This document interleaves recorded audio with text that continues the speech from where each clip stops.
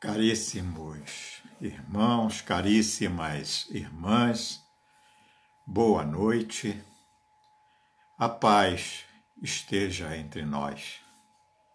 Nós já estamos começando um pouquinho antes, né? Só para que a gente possa aquecer, né?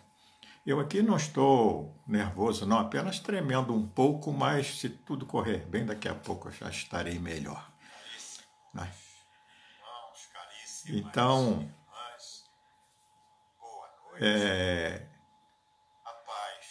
nós hoje vamos fazer uma reunião, mas eu peço para que todos nós estejamos com os nossos pensamentos elevados, para que a espiritualidade amiga possa ajudar a todos nós da humanidade, né?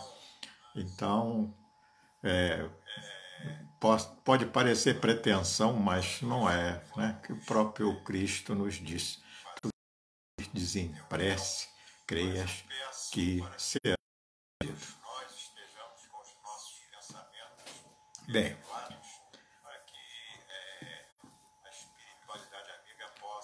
Eu vou preparar aqui a preparação do nosso. Eu escolhi uma poesia de Cora Coralina que tem tudo a ver com a nossa. Tem tudo a ver com a nossa. O nosso momento, o momento que nós estamos vivendo.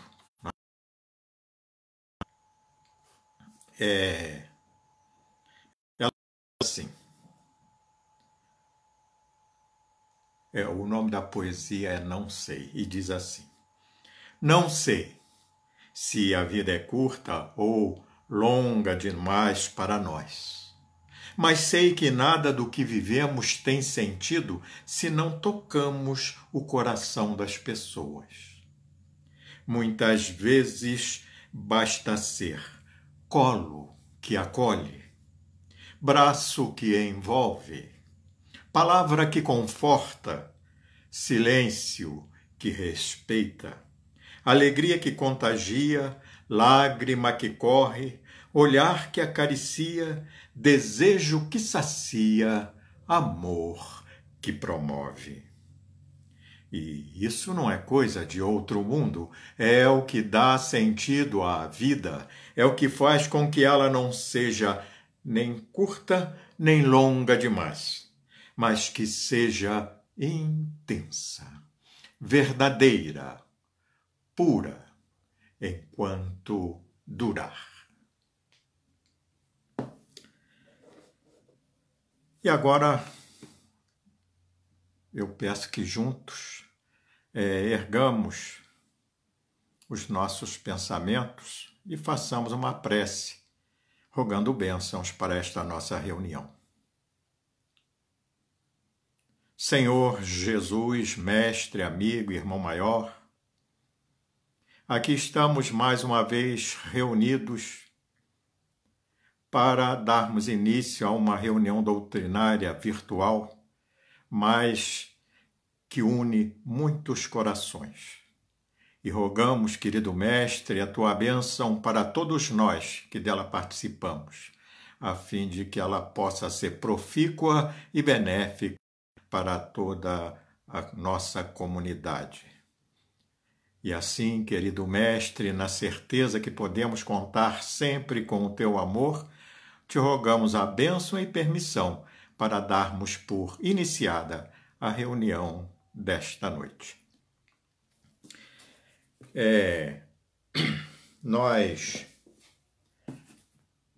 temos como tema da nossa conversa ser espírita. O que me levou a esse tema é porque as pessoas às vezes não têm muita, e eu falo por mim, quando principiei no espiritismo, as pessoas vinham falar certas coisas e eu não sabia responder, não é? E havia também uma maneira como muitos até hoje ainda se referem ao espiritismo sem, né, sem o conhecimento necessário que a gente sabe que tem que ter. Depois de algum tempo a gente começa a entender melhor as coisas por poder estudar um pouco mais a doutrina, né? E veja bem, muitas vezes as pessoas falam assim, pergunta, você é espírita? Eu digo, sou. Você é espírita kardecista?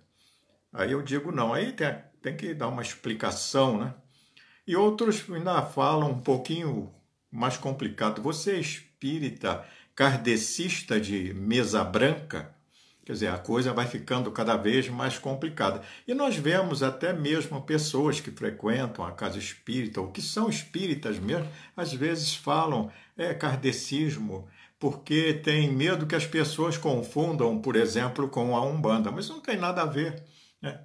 Nós, na verdade, somos espíritas.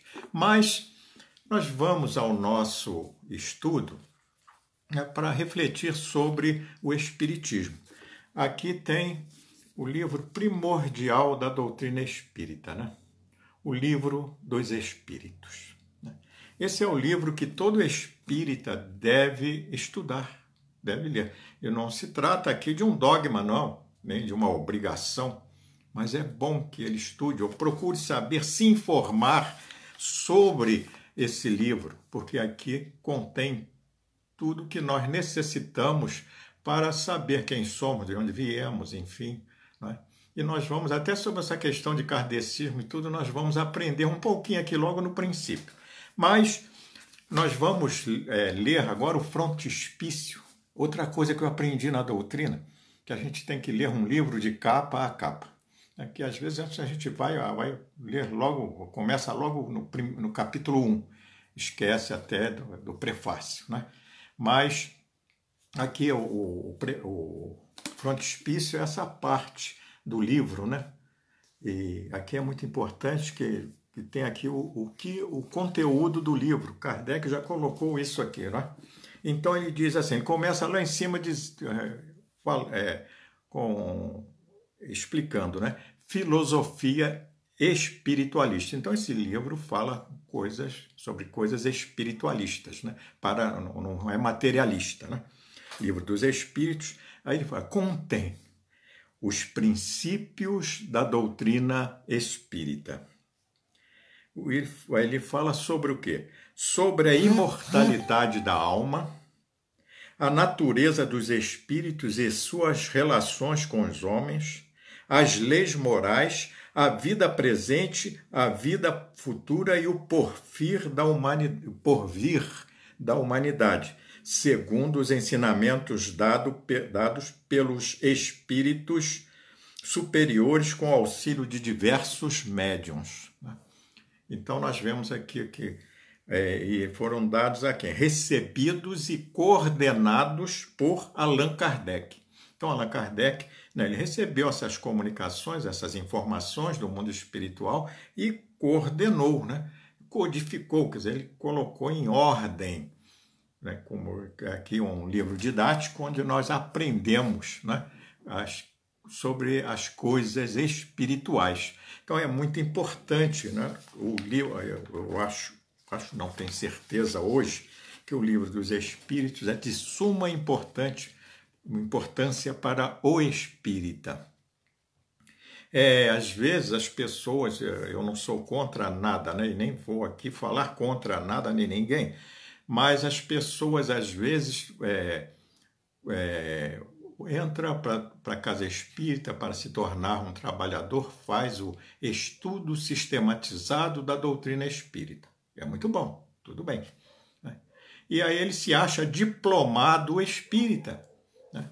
E negligencia o estudo do Livro dos Espíritos, embora a maioria das casas espíritas ofereçam o estudo das obras básicas. Mas as pessoas às vezes acham que não, até porque é um livro que é ruim de ler, às vezes as pessoas pensam assim, né?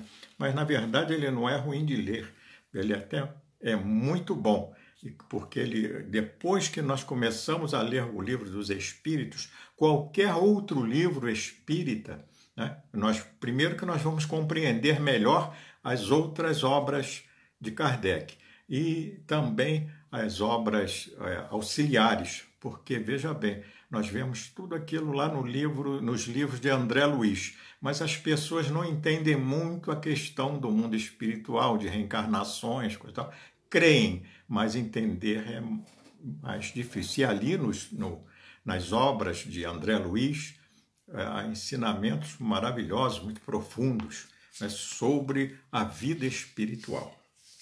Aí agora nós vamos lá na introdução do Livro dos Espíritos, do capítulo 1. Eu vou ler eu vou ler ele inteiro porque ele é curtinho, né? Onde Kardec coloca assim: para coisas novas, precisamos de palavras novas. Assim o exige a clareza da linguagem para evitarmos a confusão inerente ao sentido múltiplo dos mesmos termos. As palavras espiritual, espiritualista, espiritualismo têm acepção bem definida. Dar-lhes uma nova para aplicá-las à doutrina dos espíritos seria multiplicar as causas já tão numerosas de anfibologia. É porque tem palavras que têm vários significados. Veja que no dicionário, você chega lá, busca o significado de uma palavra. Aí tem lá 1, 2, 3, aí tem um significado que é como adjetivo, como substantivo, e vai por aí. Então nós vemos que realmente é algo complicado. E Kardec não quis usar umas palavras já usadas para significar a doutrina espírita, ou para dar nome, né? Então, ele continua. Com efeito, o espiritualismo é o oposto do materialismo. Quem quer que acredite em coisa além da matéria é espiritualista, mas não segue daí que creia na existência dos espíritos ou em suas comunicações com o mundo visível. Em lugar das palavras espiritual e espiritualismo, emprega a designar esta última crença as palavras espírita e espiritismo. Então só está aqui na frente as palavras espírita e espiritismo, né? Cuja forma lembra a origem do radical e que, por isso mesmo, perfeitamente inteligíveis, reservando ao vocábulo espiritualismo a sua acepção própria. Diremos, pois, que a doutrina espírita ou espiritismo tem por princípio as relações do mundo material com os espíritos ou seres do mundo invisível. Os adeptos do espiritismo serão os espiritistas, ou os espíritas, ou, se quiserem, os espiritistas, né? Então, veja só, o indivíduo ele é espírita, ele não precisa dizer que é espírita kardecista, ou diz que é espiritista. Mas quem quiser ser mais chique, já que estuda o espiritismo, diz assim, eu sou um espiritólogo, né? Aí ele se torna até mais chique, mas é espírita ou espiritista. Nós usamos mais o termo espírita, né? Com especialidade, o Livro dos Espíritos contém a doutrina espírita. Como generalidade, prende-se à doutrina espiritualista, da qual apresenta uma das fases. Tal a razão porque traz no cabeçalho do seu título as palavras filosofia espiritualista. Então, aqui nós já aprendemos, né, sobre que nós somos realmente espíritas. Nós não somos espíritas de mesa branca, até porque isso não tem nenhuma relação com a doutrina espírita. E até não é necessário que os espíritas tenham esse preconceito. Eu não quero ser confundido com um bandista ou com uma casa espiritualista. Não, se você é espírita e pronto. E isso que é muito importante para todos, né? Ter essa designação. Não, eu sou espírita. E ponto. Não tem... Bem, agora nós vamos continuar refletindo como ser espírita, sobre as questões espíritas, né? Nesse livro aqui, ó, Religião dos Espíritos, que é do Espírito Emmanuel através de Xavier. Nós vamos ler aqui, refletir no capítulo 80, Doutrina Espírita. Até vocês talvez achem que o meu livro é velhinho, realmente hoje em dia eu peguei mania de livro eletrônico, mas eu tenho uns livros antigos. E esse aqui é a primeira edição, de 1960, né? Então, mas continua atual. E então aqui, nesse capítulo 80, Emmanuel, esse livro eles fizeram 91 reuniões, né? E cada reunião eles fizeram sobre uma questão do Livro dos Espíritos e tudo, né? E então cada reunião tinha Emmanuel deu uma lição. Nessa reunião, foi no dia 13 de novembro de 59, né? A questão era 838, o título da doutrina espírita, e Emmanuel começa dizendo: todo é respeitável.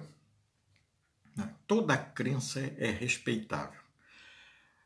No entanto, se buscaste a doutrina espírita, não lhe negues fidelidade.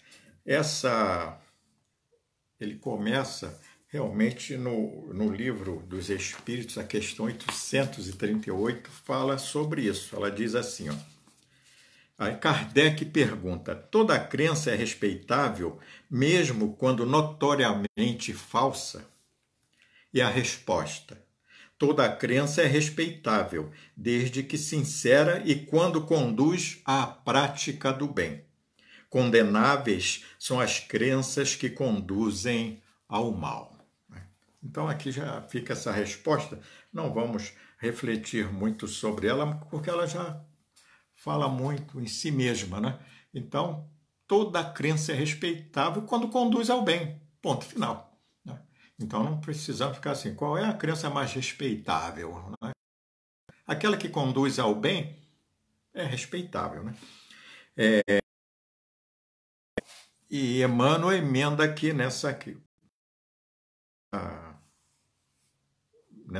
com a palavra dele. Ó. Toda crença é respeitável. No entanto, se buscaste a doutrina espírita, não lhe negues fidelidade. E como ser fiel ao espiritismo? Será que é ir sempre à casa espírita fazer e tomar passe, ou dar passe, ou enfim, água frutificada? As pessoas às vezes confundem, né?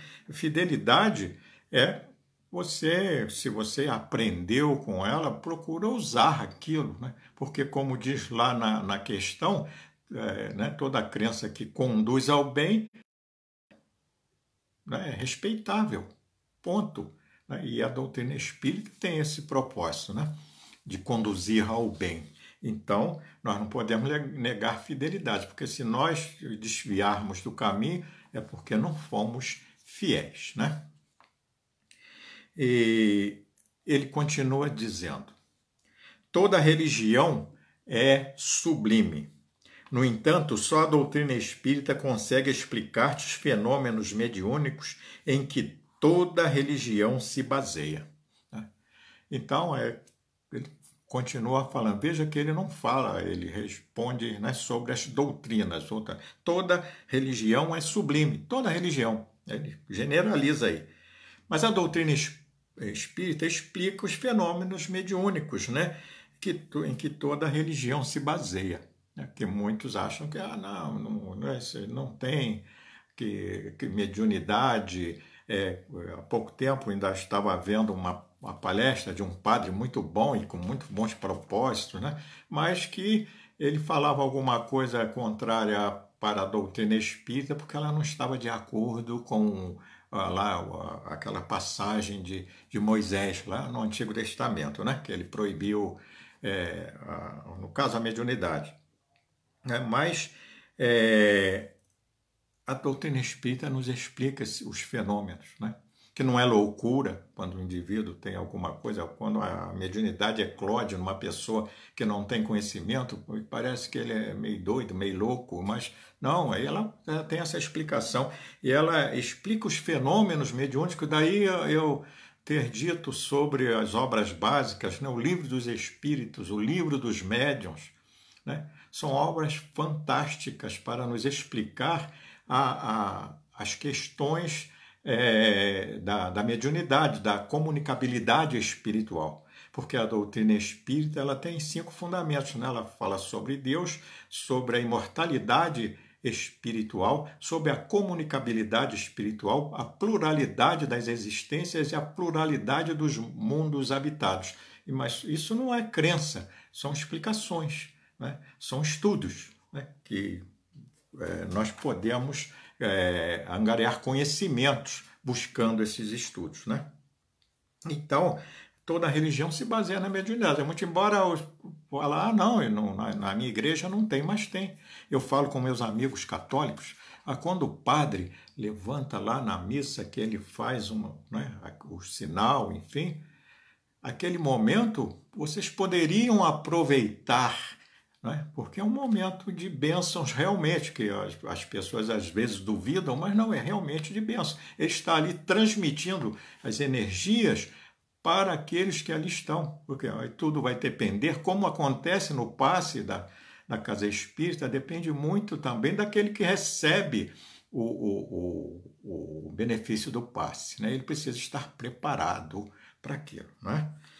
E ele continua: toda religião é santa nas intenções. No entanto, só a doutrina espírita pode guiar-te na solução dos problemas do destino e da dor, né?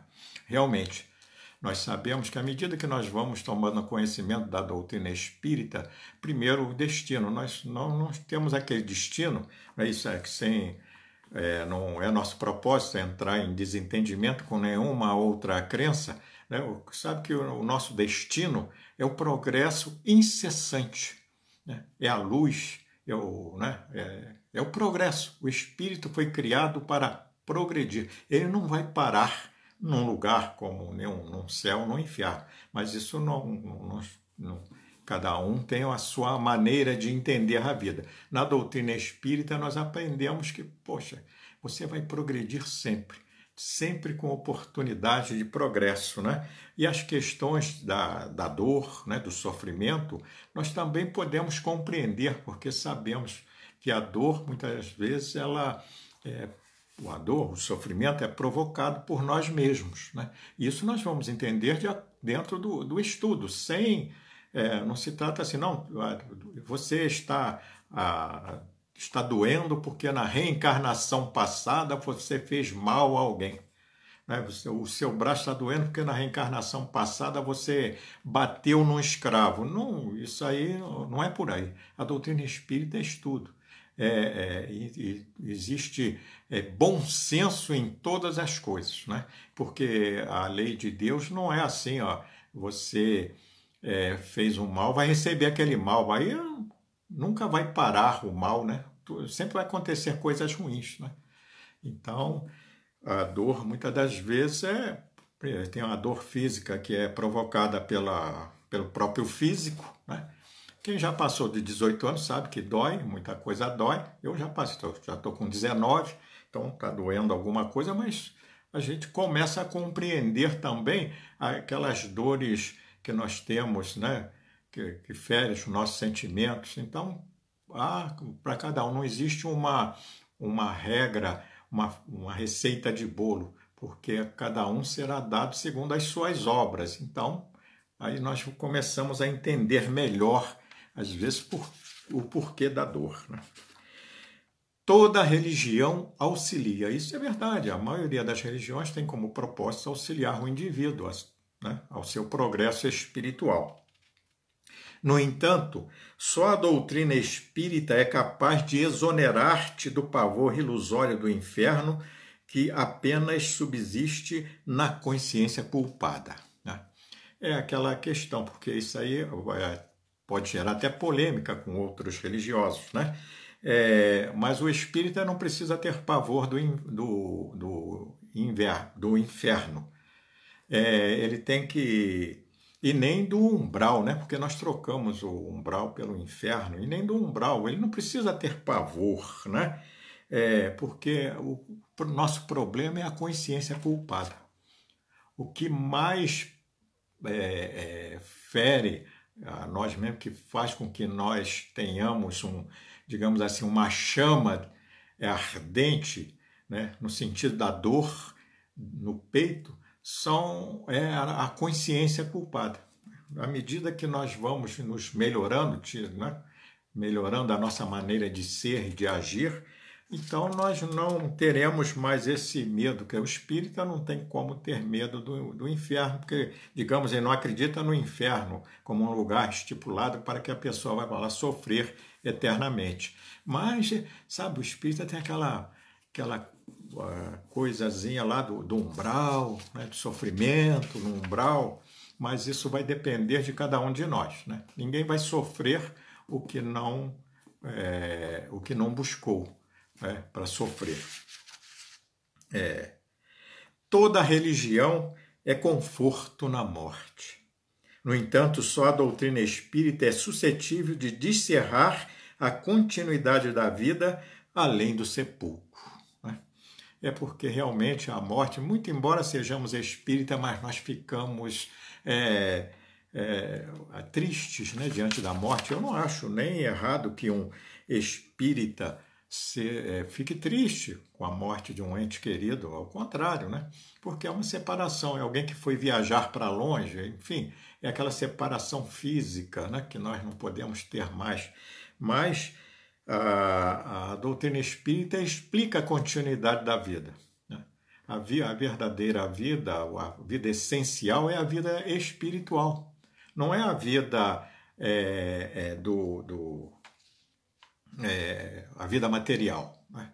Porque nós pré-existimos a vida material e pós-existimos a vida material. Essa experiência terrena é para o nosso progresso espiritual, na verdade, né? Nós ficamos aqui, às vezes, brigando para progredir muito aqui, só materialmente falando. Isso não quer dizer que a pessoa deva desistir dos progressos materiais, não. Mas sempre também tirar um tempo para progredir espiritualmente. Porque um momento nós vamos chegar no pórtico do túmulo e temos que passar para o outro lado. Aí as coisas materiais nós não vamos poder levar. Porque a vida continua. Mesmo assim não tem problema. Você não vai estacionar, não vai ficar parado para o resto da vida, estacionar eternamente. Não. Essa vida nós conseguimos algum progresso, às vezes conseguimos progresso intelectual, não conseguimos progresso moral. Mas numa próxima vida, às vezes inverte, o indivíduo progride mais moralmente do que intelectualmente. Então, vai se equilibrando. Por isso muitas vidas, por isso a repetição, né, das encarnações. E ele continua. Toda religião apregoa o bem como o preço do paraíso aos seus profitentes. Aquele negócio, se você fizer o bem, você vai se dar bem. Essa é uma garantia que é dada nas religiões. E o espírita precisa se desvencilhar dessa ilusão, né? Porque como ele diz aqui, né? Apregoa o bem como preço do paraíso, né? E nós sabemos que o bem, né, a paz, a iluminação do indivíduo é uma conquista do indivíduo, né? Então, ele não é uma pessoa privilegiada, né? Aí Emmanuel completa dizendo: no entanto, só a doutrina espírita estabelece a caridade incondicional como simples dever. Então, veja, né? E então, aí vem aquela coisa também, nós falamos na doutrina espírita, fora da caridade não há salvação. E muitas pessoas pensam, então eu estou salvo que eu estou fazendo caridade. E a gente sabe que a caridade nós precisamos refletir muito bem sobre ela, para saber qual é a verdadeira caridade, né? Na questão 886 do Livro dos Espíritos, nós encontramos a resposta. E ele fala assim, a caridade incondicional, quer dizer, você faz a caridade, é o que tem que fazer, como simples dever. Isso não quer dizer que você faz a caridade, que eu faço a caridade, agora o meu céu está garantido, aí o resto você deixa rolar. A caridade é um dever nosso, esse é um dever, né? A caridade é fazer o bem onde estiver, né? Incondicionalmente. E se estudar mais profundamente a caridade, nós vemos que ela é benevolência para com todos, indulgência com as imperfeições alheias e o perdão das ofensas. Quer dizer, é algo que nós precisamos refletir profundamente e colocar em nossas vidas, né? Essa é a verdadeira caridade, né? E isso deve ser incondicional para todos. E nós vamos nos esforçando, aos poucos nós chegaremos lá, né? E ele continua dizendo aqui, ó, toda religião exorciza os espíritos infelizes, né? Toda religião exorciza. Porque muitos falam, é o diabo, é o demônio, mas exorciza, né? Ele fala, exorcizar é arrancar e levar para outro lugar, né? No entanto, só a doutrina espírita se dispõe a abraçá-los como a doentes, neles reconhecendo as próprias criaturas humanas desencarnadas em outra faixa de evolução. É interessante isso, porque às vezes, há algum tempo que eu nem assisto, mas às vezes assisti à noite programas de evangélicos, né? E é muito comum, tinha lá alguém que recebia um demônio lá, e o demônio falava para cá e o pastor falando para lá. Sei que no final, né, antes de qualquer coisa lá, depois o pastor exorcizava aquele demônio, mandando ele de volta para o inferno. Né?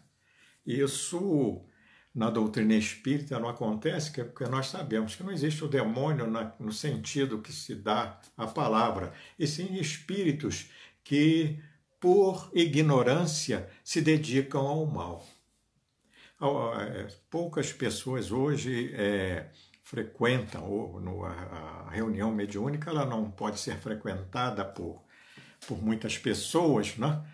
Mas na reunião mediúnica manifestam-se diversos espíritos, a maioria de sofredores, tudo por ignorância, a maioria por ignorância, por ignorar até que ele desencarnou, ele não conhece a vida espiritual, ele não se reconhece realmente como um espírito. Né? Então, quando ele desencarna, ele fica atordoado, ainda pensando que está na carne. Uns chegam sentindo dores, outros chegam, né, até com os mesmos costumes deles, né? E tem aqueles que são extremamente rebeldes, né? São aqueles que eles não são tão ignorantes assim, porque eles sabem que estão desencarnados, que muitos estão, alguns estão até há séculos desencarnados, né? E então eles chegam, mas chega um momento em que eles são pegos e levados, né, para as colônias espirituais, e muitas vezes eles são levados para as reuniões mediúnicas, onde eles recebem, além dos ensinamentos, além do conforto, eles também recebem tratamento ectoplásmico, né, para que eles se restabeleçam.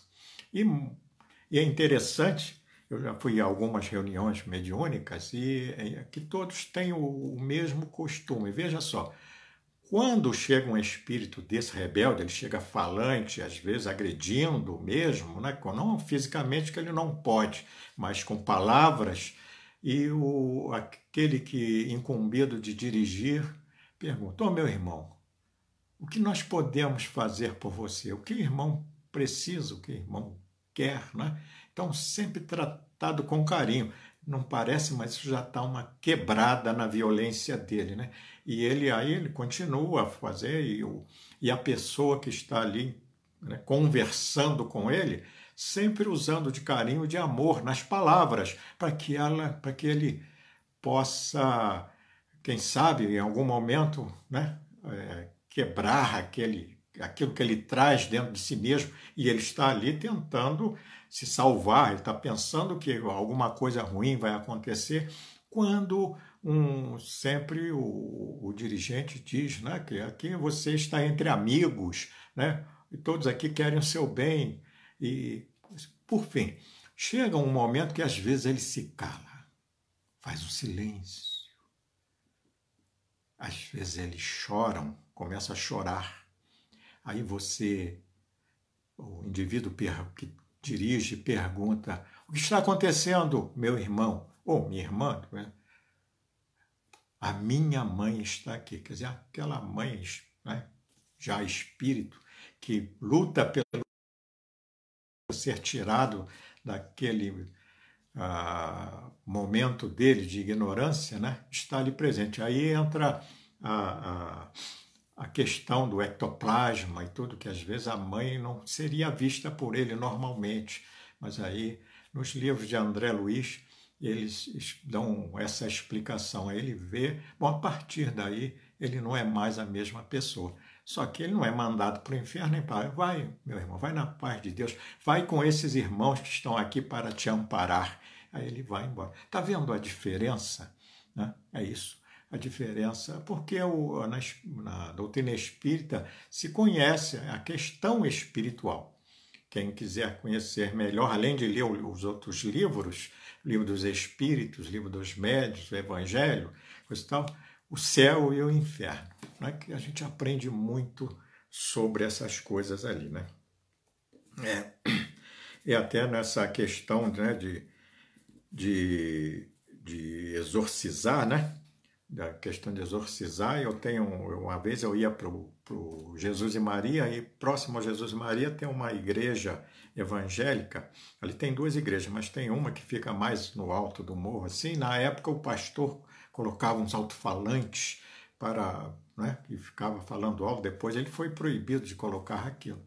Aí um dia eu ia passando, ia para o Jesus e Maria, e aí ele estava lá dando a pregação dele, como de repente ele começou: vai, ô demônio, se afasta, demônio, volta para onde você estava, se afasta, demônio. Eu olhei para cima, não vi ninguém, coisa e tal, falei: como é que ele sabe que eu estou passando aqui, né? Aí eu obedeci a ele, fui para Jesus e Maria, aí lá nós fomos ao trabalho. Continuando. Toda religião educa sempre, isso é, tira de dentro o que é bom do indivíduo. Né? No entanto, só a doutrina espírita é aquela em que se permite o livre exame com o sentimento livre de compressões dogmáticas, para que a fé contemple a razão face a face. Né? Então, realmente, na doutrina espírita não existe dogmas. Né? Ela permite o livre exame. Tudo que eu estou dizendo aqui e outros vão dizer deve ser questionado, deve ser pesquisado, vamos saber. Ninguém deve acreditar porque alguém falou ou porque leu em um livro. Né? Então ele pode fazer, como ele fala aqui, livre exame, com o sentimento livre.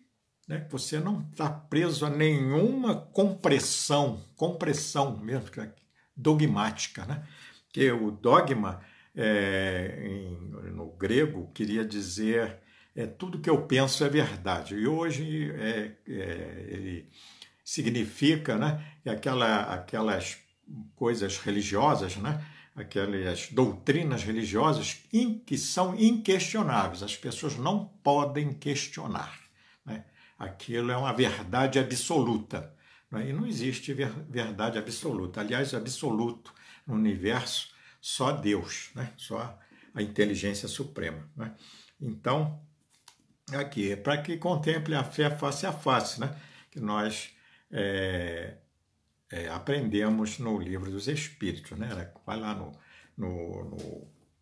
a fé remove montanhas, no capítulo, eu não lembro o número do capítulo, a fé remove montanhas, e nós vamos aprender sobre isso, onde tem essa frase, né? A fé inabalável só é quem encara a razão face a face em qualquer época da humanidade. Toda religião fala de penas e recompensas. No entanto, só a doutrina espírita elucida que todos colheremos conforme a plantação que tenhamos lançado à vida, sem qualquer privilégio na justiça divina. Né? Então não tem o negócio de pena e recompensa. Né? Aqui colheremos conforme a plantação, não é plantar e colher. Né? Na doutrina espírita, eu até aprendi alguma coisa assim, né? Não existe não existe pecados e castigos. O que existe são escolhas e consequências. Né? Quando nós escolhemos o bem, a consequência é o bem. Caso contrário, não será assim, né? A justiça divina não dá privilégio a ninguém. A justiça divina tem apenas um parágrafo na sua lei, que, né, a cada um será dado segundo as suas obras, e ponto. Então, quem obra no bem vai receber o bem. E nós estamos falando assim do bem da alma, do espírito, né? É isso, é o progresso do espírito, né? É isso aí. Toda religião erguida em princípios nobres, mesmo as que vigem nos outros continentes, embora nos pareçam estranhas, guardam a essência cristã. No entanto, só a doutrina espírita nos oferece a chave precisa para a verdadeira interpretação do Evangelho. É realmente a chave precisa, o Evangelho é uma proposta de vida. O Evangelho não é um livro mágico que vai salvar alguém porque você tem aquele livro, que você conhece as frases, porque é muito fácil repetir frases. Quem tem boa memória pode fazer isso. O Evangelho é uma proposta de vida, né? Por isso ela é a chave precisa. Nós aprendemos muito a interpretação do Evangelho no Evangelho segundo o Espiritismo, onde Kardec tira apenas a parte moral do Evangelho e ali nós aprendemos muitas coisas para usarmos em nossas vidas. Né? É isso que nós temos que fazer. O Evangelho é isso, né? Essa interpretação. Né? E a doutrina espírita que oferece realmente essa chave, porque não se interpreta o Evangelho literalmente. Nós precisamos entender o significado das letras, não é isso aí? Porque a doutrina espírita é em si liberalidade e o entendimento, há quem julgue que seja ela obrigada a misturar-se com todas as aventuras marginais e com todos os exotismos, sob pena de fugir aos impositivos da fraternidade que veicula. Quer dizer, aqui ele está falando das religiões também, né? A doutrina em si é liberalidade, mas isso não quer dizer que muitas pessoas podem pensar assim. Eu vou dar aqui esse é apenas exemplo. Nós podíamos aqui na nossa casa, enquanto está havendo a palestra, nós poderíamos colocar cristais em volta para que as pessoas fizessem uma cristalterapia, um tratamento, né, de cristalterapia enquanto estavam ouvindo a palestra. Outros, a gente podia acender um incenso, porque no terreiro ele chama de fumador. Aí na igreja, e no caso seria, se fosse no espiritismo, era incenso. Então, nós vamos acender um incenso, que é bom, né? E aí ele fala aqui, né?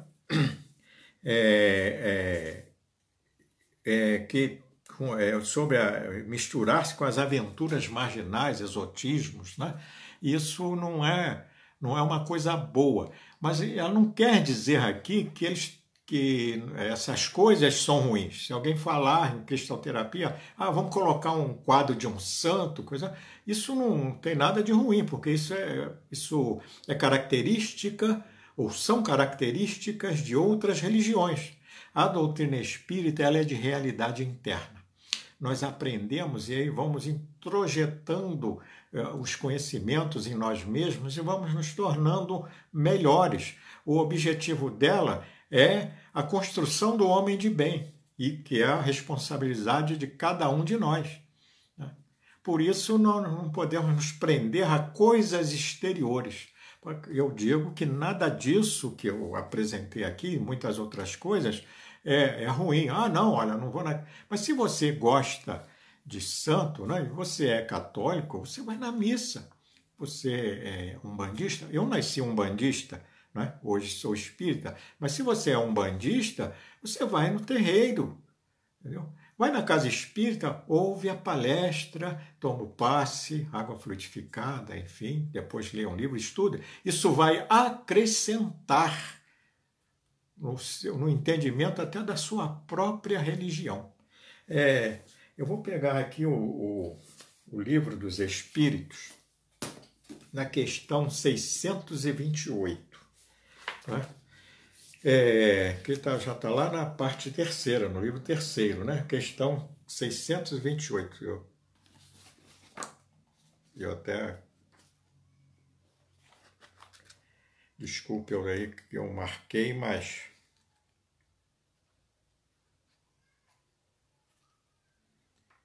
Já chegamos nela.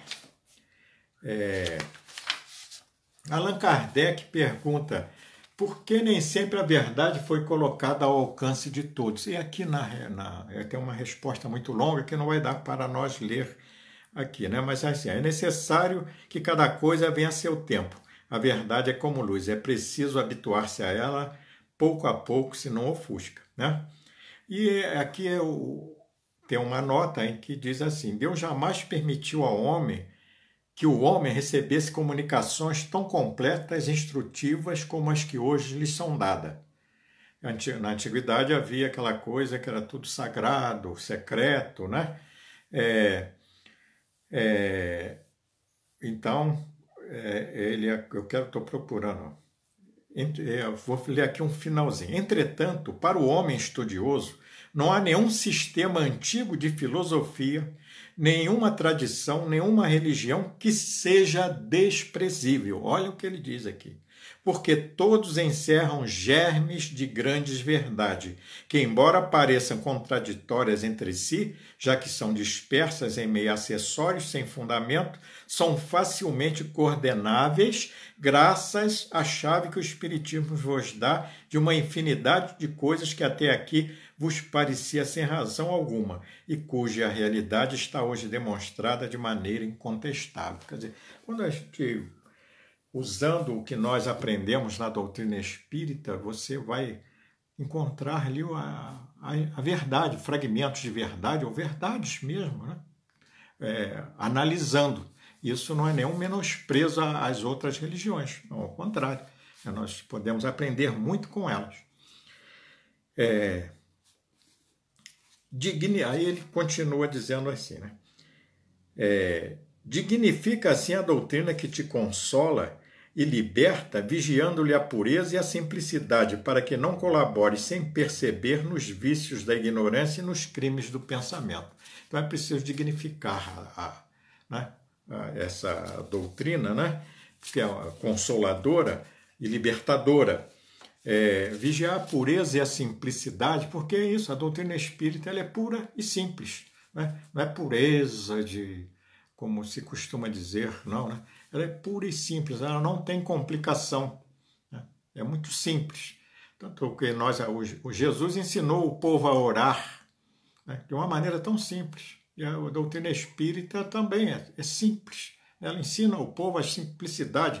No livro dos Espíritos e as obras de Kardec, ensina as coisas do mundo espiritual que nós ignoramos ainda, né? E também as questões morais que nós precisamos pôr em prática em nossas vidas, né? E Emmanuel continua dizendo: espírita deve ser o teu caráter, ainda mesmo te sintas sem reajuste depois da queda. Espírita deve ser a tua conduta, ainda mesmo que estejas em duras experiências. Espírita deve ser o nome do teu nome, ainda mesmo que respires em aflitivos combates contigo mesmo. Espírita deve ser o claro objetivo de tua instituição, ainda mesmo que por isso te faltem as passageiras subvenções e honrarias terrestres. Doutrina espírita quer dizer doutrina do Cristo, mas essa primeira parte aqui que ele fala, deve ser o teu caráter, né? Deve ser a tua conduta, deve ser o nome do teu nome. Então, nós não podemos, porque somos espíritas, aí vamos sair por aí fazendo qualquer coisa, fazendo besteira, dizendo besteiras, né?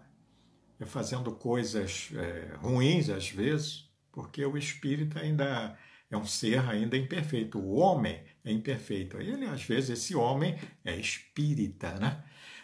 Que muitas pessoas dizem que são simpatizantes de espíritas, né? Outros dizem até assim, eu sou espírita não praticante, o que realmente é uma graça, porque o espiritismo é para praticar. Aliás, toda religião é para praticar. Tem pessoas que dizem, eu sou católico, não sou praticante. Ele não é católico. Agora, quando o indivíduo ele é de uma religião e ele simpatiza com outra religião, aí já é diferente, né? Ele é um simpatizante, aí é outra coisa, né? Mas não ser praticante, aí não tem jeito, né? Então, o espírita deve ser o teu caráter. Onde você estiver, que as pessoas que o que você fizer, né? A doutrina espírita nos manda ser benéficos, misericordiosos, né? Enfim, tudo bem. Então, esse deve ser o seu caráter, o caráter de todos nós, né? Procurar ser o melhor possível na sociedade em que vivemos.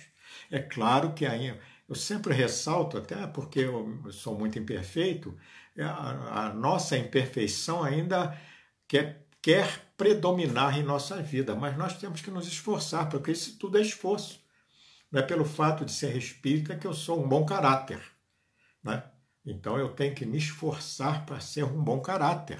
Isso é muito importante, porque senão, já pensou?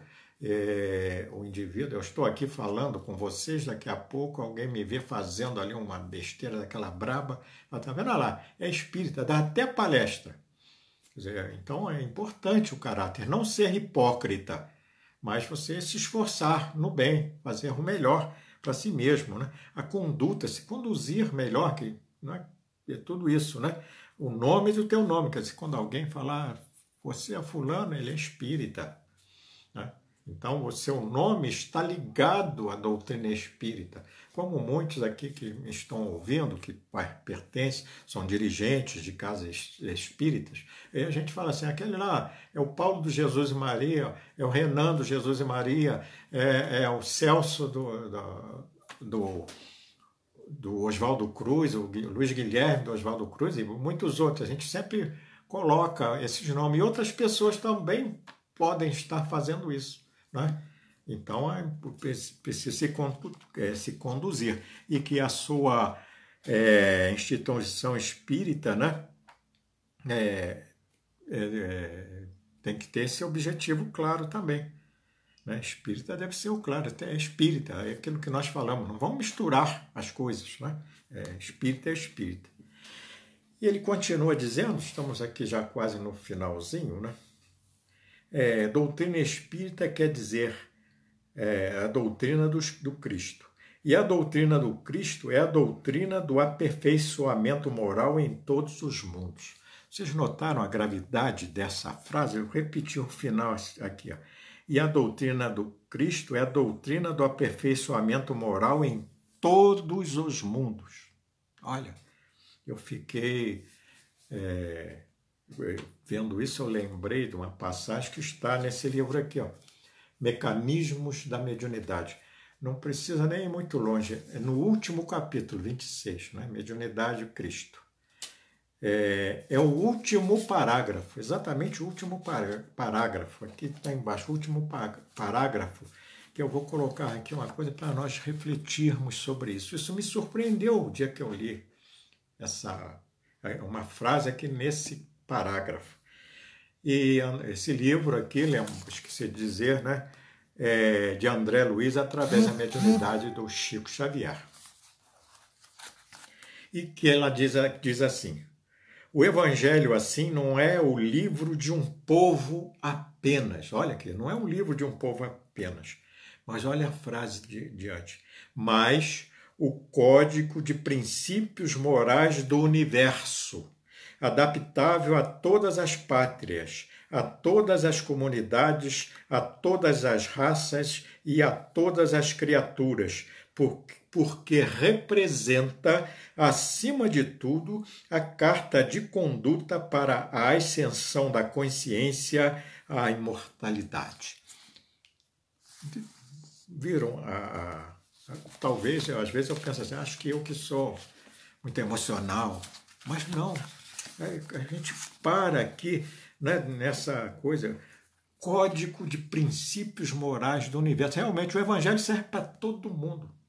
Embora muitos queiram se adonar do Evangelho, o Evangelho é do Cristo, é dos cristãos, né? Serve, como ele diz aí, serve a todas as raças, todas as crenças, a todo mundo, adaptável a todas as pátrias. Quando ele fala aqui, isso aí André Luiz fala aqui, código de princípios morais do universo, eu penso assim, se você entrar numa nave que viaja a velocidade da luz, 300 mil quilômetros por segundo, e viajar nela 1000 anos, e quando você chegar em algum lugar do universo, ou lá num sistema planetário e descer lá num planeta onde tenha uma humanidade um pouco avançada, o código moral que prevalece lá é o Evangelho do Cristo. Por isso, nós podemos chamar o Evangelho do Cristo, né, da mensagem das galáxias. Né? Ele não é o Evangelho só da Terra, só do cristão. Veja aqui como a gente abre, o nosso leque de conhecimento vai abrindo, a gente já olha o Evangelho. Gente, isso aqui é o que faz, que promove a evolução das comunidades nesse universo. Hoje nós podemos até falar, porque se fala muito nisso, no multiverso, com certeza. Então não tem nada demais aqui. Aí muitos vão falar, não, mas lá deve ser diferente. Não, deve ser muito diferente não, porque amar, isso é uma coisa universal, nós sentimos isso. Podemos até não saber explicar, mas nós sentimos que amar é universal. Não é algo para ser feito apenas aqui na Terra, aqui em Petrópolis, no Rio de Janeiro, no Brasil. Amar é algo universal. Por isso, aqueles que estudam um pouquinho mais da doutrina espírita sabem disso. Né?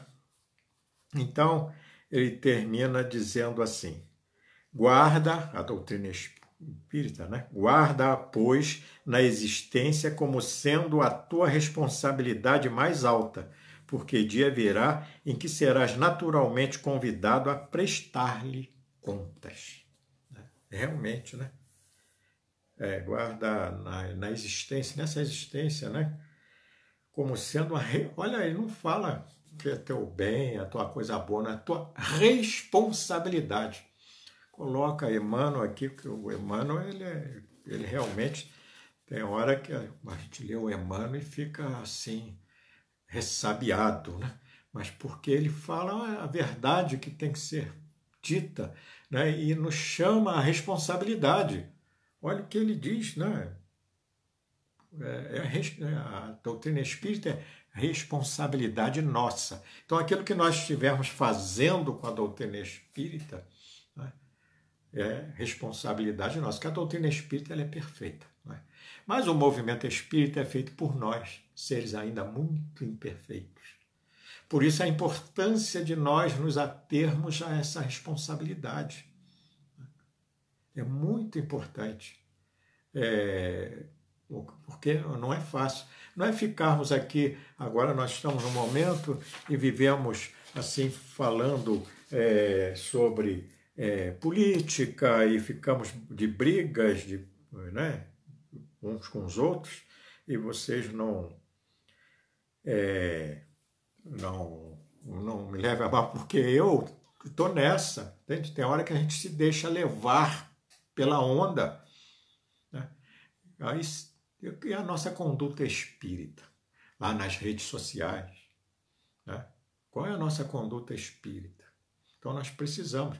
Eu tenho pensado e com certeza eu vou buscar que já estou buscando, mas me esforçar em não entrar nessa onda. Vamos partir para a outra onda, a onda do Cristo. Ou seja, pensar no bem, falar no bem, falar para o bem, né? Querer o bem de todos. Esse é o nosso, deve ser a missão do espírita, né? Como deve ser, né? A missão do espírita, não é a missão, não é ele ser espírita para receber espírito, que isso também não é ser espírita, porque todos sabem que os espíritos se manifestam também em outras religiões, em outros religiosos. É uma questão mediúnica. Né? Então, o espírita não é porque ele recebe espírito, não é porque ele conversa com espíritos, né? Ele é espírita porque ele tem uma doutrina, que é um conjunto, né, de conhecimentos, né, que é uma proposta de vida para que eles, além de se melhorar nessa vida também, já se prepara para a sua vida real, que é a vida espiritual. Né? Agora nós vamos lá no Evangelho segundo o Espiritismo. Eu tenho um aqui, mas Evangelho todos conhecem, né? Mas nós vamos ler aqui um apenas um pequeno pensamento no capítulo 17 do Evangelho segundo o Espiritismo, Sede Perfeito. Está no item 4. O item 4 tem como título Os Bons Espíritas. No item 3 fala sobre o homem de bem. Quando ele começa lá o capítulo Os Bons Espíritas, ele já fala, olha, que o homem de bem, os bons espíritas, é a mesma coisa, né? São a mesma coisa, né? Mas ali tem uma frase que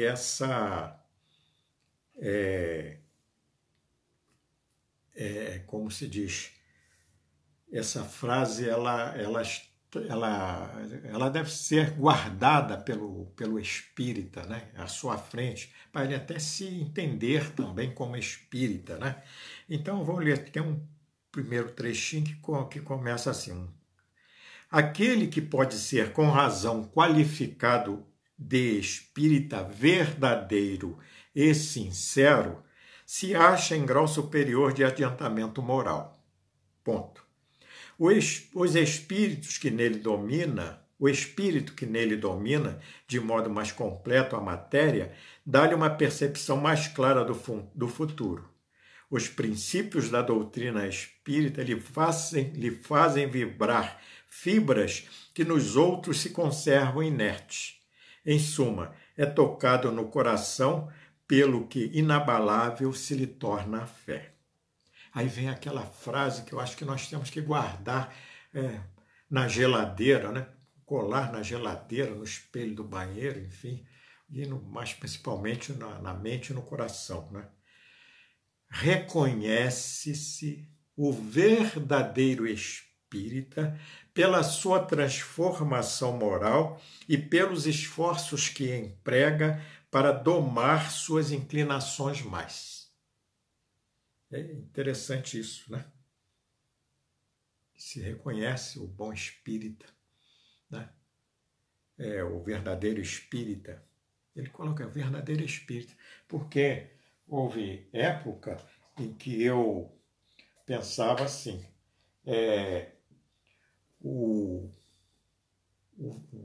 que o espírita, né? O espírita seria aquele indivíduo que era perfeito, né? Aquele que era bem perfeito, né? Então, e cada um, e há alguns, né, que às vezes, deixando levar pelo orgulho, com tanto conhecimento, ele se acha verdadeiro, ele coloca assim, é pela sua transformação moral, ou seja, pela escolha do caminho do bem. Moral se condiz ao bem. Então ele escolheu o bem. A partir de agora, o mal não serve mais para ele, agora ele quer o bem, né? E ponto final. Então é essa transformação moral. E aí vem a outra parte, e pelos esforços, quer dizer, trabalho que emprega em domar as suas inclinações mais. Porque o domar, né, as inclinações mais, veja o que ele coloca aqui, domar. Não é retirar, não tem como retirar. Eu sou orgulhoso. Eu não tenho como pegar o orgulho e jogo longe. Acabou o orgulho. Não tem mais orgulho. Pegar o egoísmo e fazer a mesma coisa. Não. Nós temos que domar. Esse domar, que ele se transforma. Ao domar o orgulho, eu me torno humilde, né? Ao domar o egoísmo, eu me torno altruísta. Entendeu? E isso é um trabalho que não é de hoje para amanhã. Não é com a bênção do passe, não. É um esforço interior do indivíduo, né, para que ele possa então ser chamado, não, realmente eu sou um espírita, né? Então,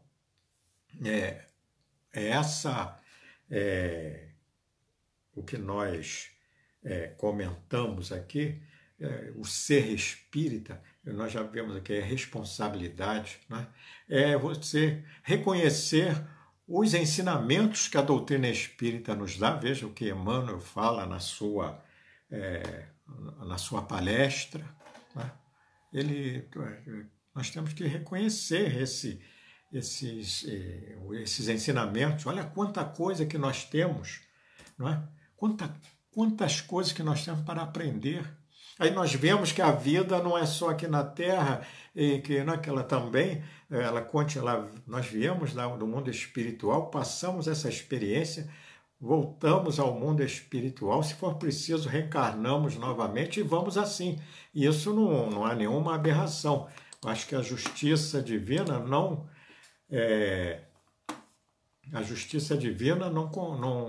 consegue ser explicada sem essa como é que se diz? A questão da reencarnação. É uma justiça. E nós vamos aprender. Não é crença. Nós vamos aprender. Independente, né? Independente de qualquer coisa, nós vamos. Independente de qualquer coisa, nós vamos progredir. Né? Não tem, nós vamos sempre progredir, mas nós precisamos nos conscientizar que a doutrina espírita nos dá os instrumentos, as ferramentas necessárias para esse progresso espiritual. E, infelizmente, essa mensagem espírita, ela não é muito aceita por outras religiões, mas ela é uma mensagem universal. Então, meus irmãos, eu peço desculpa por ter passado aqui um pouquinho, eu acabei esquecendo da hora, né?